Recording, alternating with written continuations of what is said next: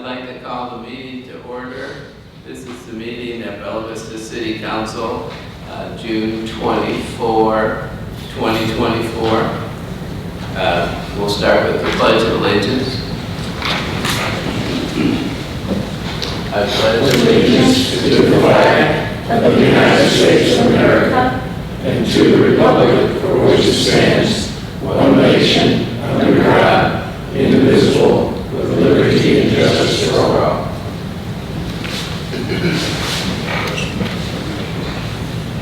Thank you. Can we have a roll call, please?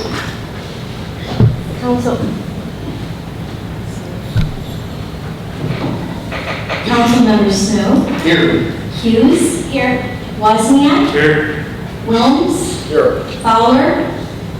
And absent and Hanschel. Here. I'd like to start out the meeting by offering the city's condolences to Wayne Jertson. He was our city clerk for 8 years, and his spouse of many years, Marcia Jertson, passed away this past weekend. So we're very sorry to hear that. The first subject is citizen input. Per the rules, there's a 3-minute per person time limit to address the council on any topic of that person's choosing. And that's the only relevant requirement today. So I'll read off people, and you can come up, approach the podium, and speak at the microphone. Clinton Tucker of 4 Onby Lane, and the topic is code enforcement.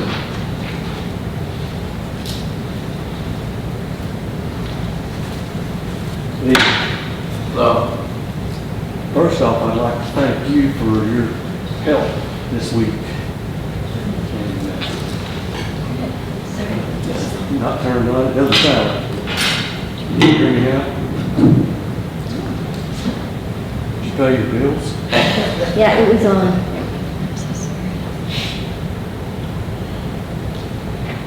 You have to speak pretty close to the mic, though.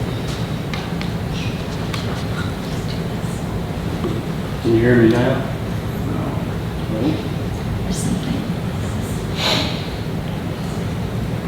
Yeah, we're mostly concerned about the television and taking here. My 3 minutes are up. We're starting 3 minutes over. I'm just kidding. I just wanted to talk to you guys about rules for code enforcement. I would like to see some concrete rules put in place so there's no question about whether or not when code enforcement comes out, there's violations. And in my case, I've got realtors telling me that because of a house up the street that is maybe mowed once a year, that I need to take a $50,000 cut on my house because prospective buyers come by are going to go past that house. But when code enforcement comes out, they say, gosh, I don't see anything wrong with it. And according to their rules, if that code enforcement officer is correct, yeah, there's nothing wrong. But common sense tells me there is a whole lot wrong there. And if a realtor that's never been down that street before, if he sees it, then something's wrong. Now, saying that, one of the rules that I hope would be changed, code enforcement for the last 6 years, every time they come out, if I see them, I walk right up there. And they have always told me that if we see code violations, we don't do anything about it. We have to wait for complaints. And I don't recall being on the payroll, but I've been complaining for 6 years. And all the people in our neighborhood have complained. And they're all quit on me again. Anyway, they all are just tired of complaining because code enforcement comes out. The last time they came out for me, He was mad from. Okay. Thank you. He was mad when he got there, and I finally just said, hey, I can't talk to you, so I'll leave you to your work. But we need, and this has happened to several people around Bella Vista. So I would like to see some rule changes to specify what violations are, because I was showing this guy some standing crepe myrtles. They're about 10 feet tall. They've been dead for 6 years, since the other owner owned the house. And he said, there's nothing wrong with that. It's not out of violation. There's a few green leaves down here by the bottom, about this far from the ground. Sir, your time is up. So, you know,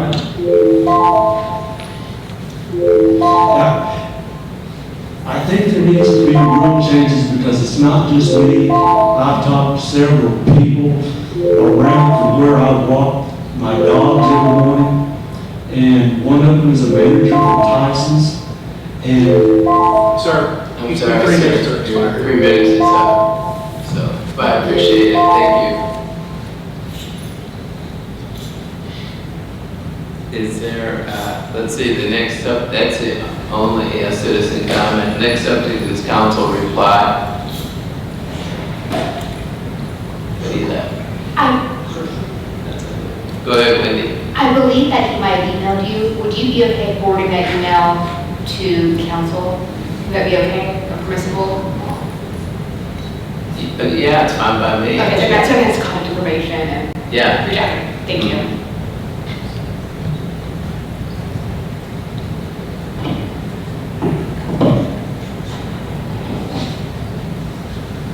Yeah, when he came and met with me, and I told him how to come here and speak to the group and whatnot, so. Anybody else? Okay. Next topic is action on the minutes of the regular meeting of May 28th. If no one has any corrections, I'll take a motion to approve. So moved. Second. That was Mr. Snow and Mr. Wilms.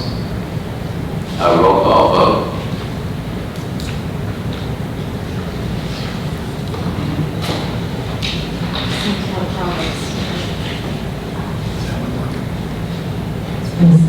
Okay. The motion was made by, Mr. Snow. Mr. Snow, and second by Mr. Wilms. thank you. So roll call vote, Councilmember Snow, Yes. Hughes, Yes. Wozniak, Yes. Wilms, Yes. Fowler is absent, and Hanschel. Yes. Motion carried 5-0. Next matter is reports. We have a financial report for the period ending April 30, 2024. So that's year-to-date, so that's for the first 4 months. The financial situation continues to look pretty good. The total revenues are up 5.9% over last year, and they're also up over budget. City sales tax is up 6.6%, and county sales tax is up 4.7%, which is not the usual. Usually the county is, at least all of last year, the county was a higher increase. So we'll see if that's a 1-month aberration or not. On the expense side, the operating expenditures are up 6.7% compared to last year, and they're almost $1 million below budget. So far this year, we're doing a good job controlling the expenditures. And so it's very similar to the reports we had last year, and we continue to do well, even with the higher interest rates. Commerce seems to be on the upswing, at least in our area. The next item on the agenda under new business, excuse me. First, the chair, I would like to entertain a motion to suspend the rules of order and procedure to allow all ordinances on the agenda to be read by title only. So moved. Second. That was Mr. Snow and Mr. Wozniak. Roll call vote. Council members Hanschel, Yes. Wilms, Yes. Hughes, Yes. Wozniak, Yes. and Snow. Yes. Motion carried 5-0. The first item is a public hearing, and this is related to item B on the agenda, which is vacating a public utility easement and for other purposes. So if any citizen would like to come up and speak on this issue, they can do this at this time since the public hearing is open. So if you'd like to speak on it, you can just approach the podium. Okay, seeing none, I'm going to go ahead and close the public hearing. Next item is item B, which is the ordinance vacating a public utility easement and for other purposes. Before we go ahead, I did notice on the ordinance, on the signature page, for the date of passage, it has 2023, it should be 2024, at least in my copy. So, is there any discussion? Motion to approve? Motion to approve. Mayor, that's not in order, but this is first reading on ordinance. Oh, So that's we right, have to go it's to first third reading, final I'm reading. sorry. We have to go to third and final first, which I think the staff would like us to do. Motion to go to third and final. Suspend. That was Mr. Hanschel and Let you Mr. do it Williams. You move to suspend the rules and go to third and final reading. Yeah, make a motion to suspend the rules and go to third and final reading. That was Mr. Hanschel and Mr. Williams, seconded. I'll read it. Vacating a public utility Mayor. easement and for other purposes. Mayor, we've got to take a vote on that motion. Yeah, okay. Roll call vote. Council members Snow, Yes. Hughes, Yes. Wozniak, Yes. Wilms, Yes. Hanschel. Yes. Motion carried 5-0. I'll read the ordinance for third time, vacating a public utility easement and for other purposes. Is there a motion to approve? Motion to approve. Did you second, Craig? Second. Okay, that was Mr. Wilms' motion and second by Craig Hanschel. Roll call vote. Council members Hughes, Yes. Wozniak, Yes. Wilms, Yes. Hanschel, Yes. and Snow. Yes. Motion carried 5-0 to approve the vacating of the public utility easement. Next one is a resolution amending the 2024 city budget in a total amount of $95,000 and approving the addition of one full-time planning staff and one full-time civil engineering intern staff for the Community Development Services Department. Would you like to hear from Taylor on this? Taylor, could you give us a brief overview? Yeah.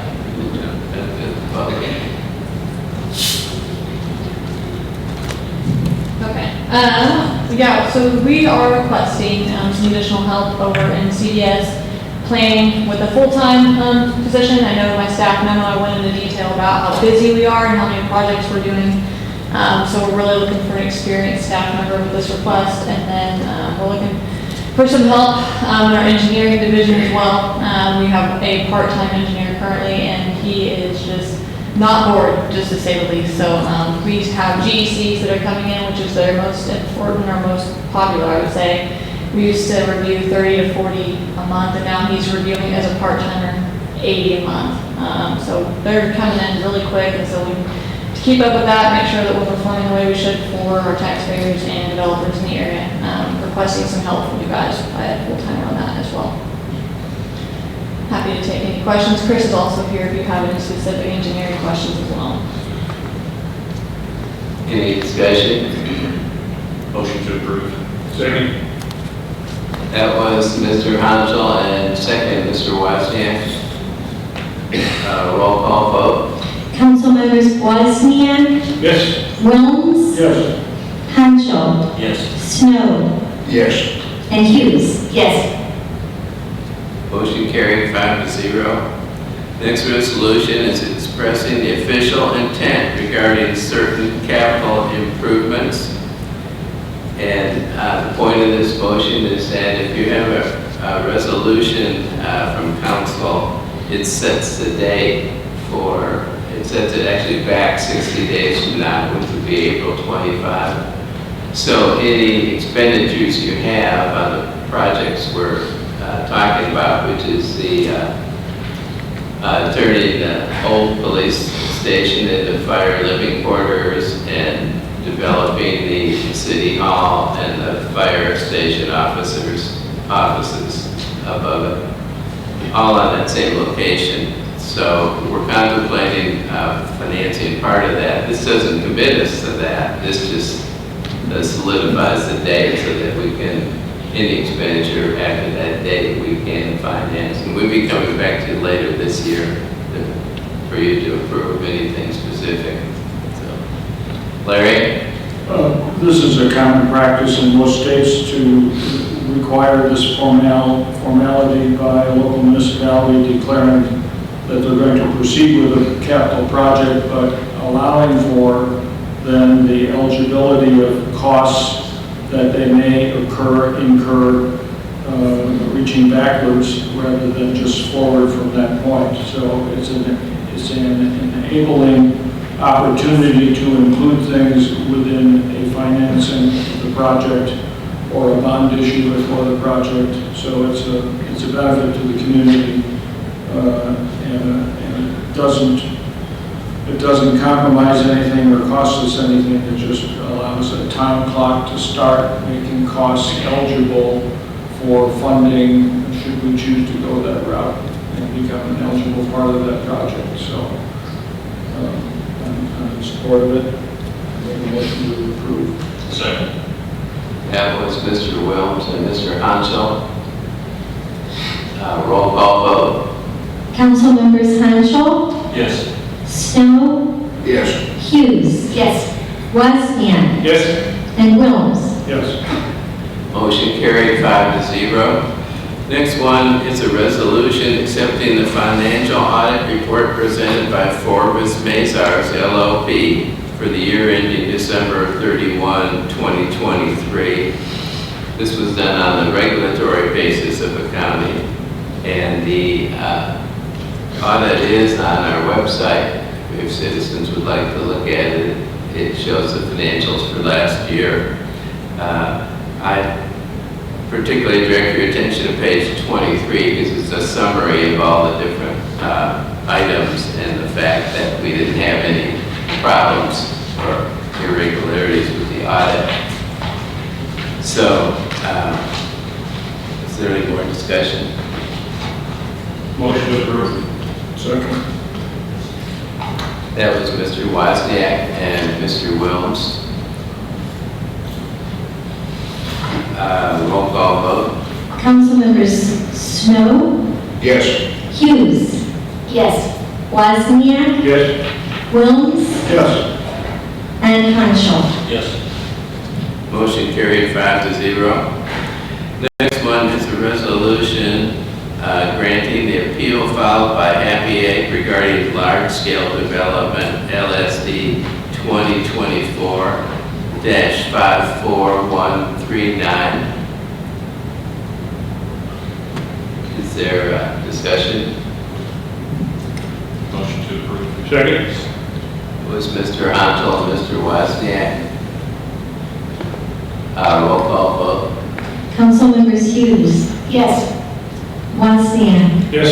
Wilms, Yes. Hanschel, Yes. and Snow. Yes. Motion carried 5-0.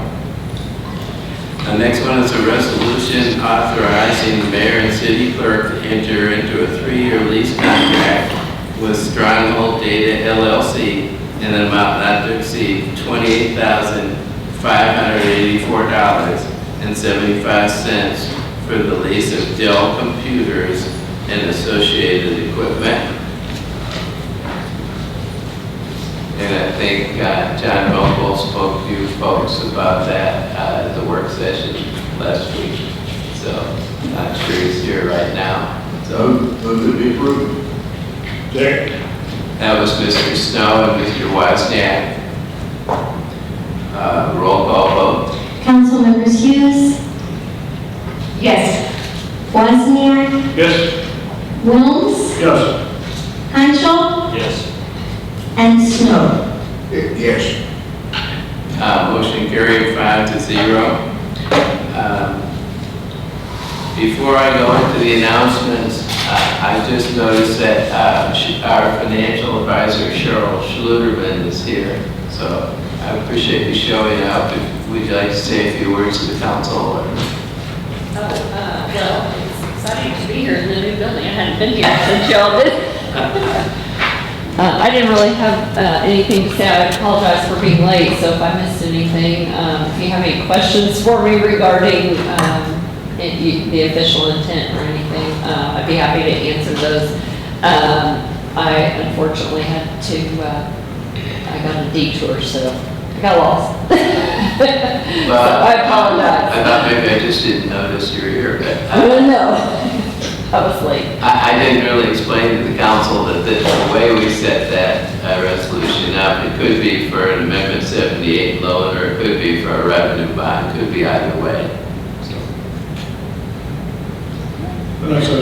That's a state code requirement, state requirement. Federal To do that. In order to reimburse it. Yes, exactly. yeah. Yeah, and I'm sure you already talked, you can go back 60 days from today, the date that you pass it, and then you have 18 months essentially to borrow. Yeah, I didn't mention the 18 months, I mentioned the 60 Yeah. days back. I guess that's what I was focused on. All right. Very good, well, thank you, I appreciate Yeah, you no, coming. it's exciting to be here, thank you. The announcements, next city council work sessions, 5:30 p.m., Monday, July 15, at the Bella Vista Police Training Room. Next city council regular meeting is 6 p.m., Monday, July 22, at the Bella Vista District Court. Planning Commission work session is 4:30 p.m., Thursday, June 27, at Bella Vista District Court. And Planning Commission regular meeting is 4:30 p.m. Monday, July 8th at the Bella Vista District Court. So, if there's anything else, we are adjourned.